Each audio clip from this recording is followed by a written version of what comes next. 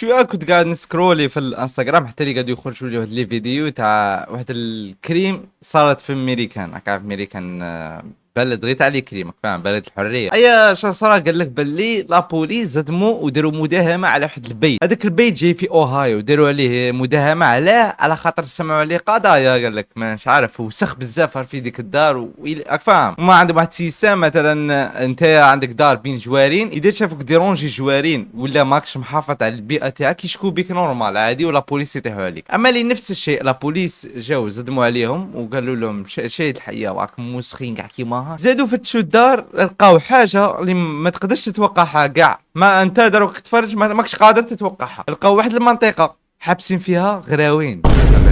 غراوين راك عارف شك تهدر؟ ماشي غوريان، ماشي زوج، ماشي ثلاثه، ماشي 10، 16 غوريان خويا العزيز. ماشي 16 غوريان دايرين لهم كي واحد الحبس وخاطفينهم كاع وحاطينهم في هذيك المنطقه. مانيش عارف كيفاه يديروا ولا دوك الصوالح اللي يديروهم في التواليت، ما على باليش كيفاه يديروهم. المهم قال لك يعطوهم شويه ماكله من داك لداك باه ما يموتوا لهمش، ومخلينهم في حبس في ظلمه. واد المتهمين كاين 4 قال لك. وخلونا نشوفوا الفيديو هذا اللي حطوه هما مع بعض فاهم، نفهموا القضيه مع بعض. الخطأ اللي فاتت قلتوا لي صغر الكاميرا راهي كبيره بزاف، هاني توك صغرها.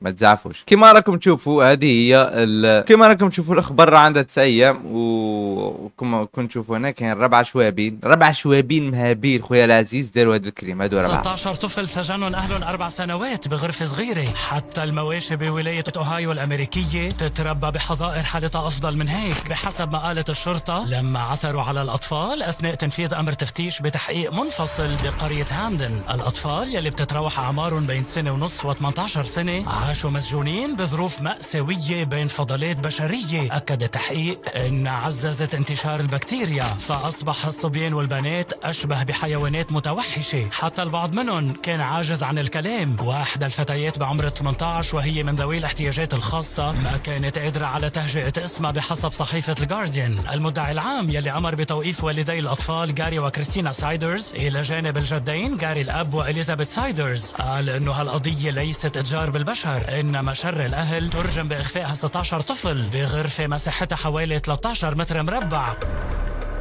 على مدى عقدين دون تسجيل رسميا بولا مرجع حكومي او طبي او حتى تعليمي. امام نقل الاطفال ال16 لرعايتهم نتيجه وضعهم الصحي السيء، ومع سعي ولايه اوهايو للحصول على حضانه مؤقته، بالاضافه لتحديد القاضي كفاله $300,000 لكل فرد من الوالدين والجدين لحين استكمال التحقيقات. بيبقى السؤال ليش ممكن اهل يعملوا هيك؟ انا صراحه تبان لي دماغش اهلهم كيف اهل تاع 16 غوريان.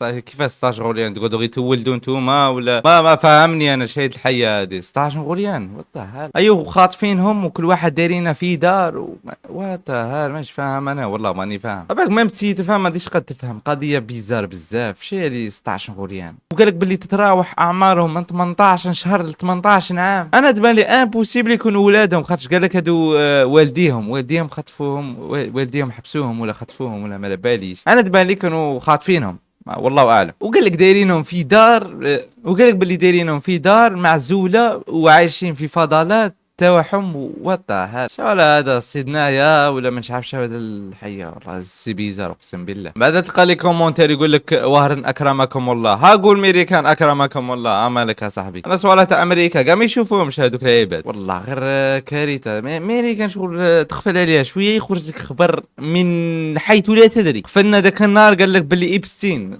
جبدوا لنا على ايبستين من فايل تاع ايبستين منا عليه. قفلنا قبلها قال لك بي دي دي قال لك مغني هذا ولا يقلبها هذوك السؤال. عبالك خلعت انا تزيد تغفل دروك يقول لك قضيه كيما هذه. قادر من بعد ثاني نغفلوا يقول لك دونالد ترامب واعر كان يدير في فاهم يجيب الخير جماعه اقسم بالله. المهم يوصلوا صوالح كيما هاك للجزائر فاهم. اذا وصلوا انا بير انا كارثه اخويا العزيز. يجيب الخير جماعه. وهذا هو الفيديو تاعنا تاع اليوم. قولوا لي رايكم في الكومنتير على هذه القضيه. انا ما نقول انا خلعت انا شيء الحي 16 واحد. هذاك خرجوا لي فيديو في الانستغرام تاع بي او في تاع الشرطه فاهم داير كاميرا هنايا ولقاو واحد المنطقه فيها بزاف غراوين دايرين لهم سكوتش في فمهم. ما على باليش وراي وقال كنت حطها يوتيوب قال حال تما ما نقدوش نحطوها. المهم جماعه كما قلت لكم ربي يهديهم. وقولوا لي رايكم في كومنتير وصلوا على النبي عليه الصلاه والسلام. السلام عليكم.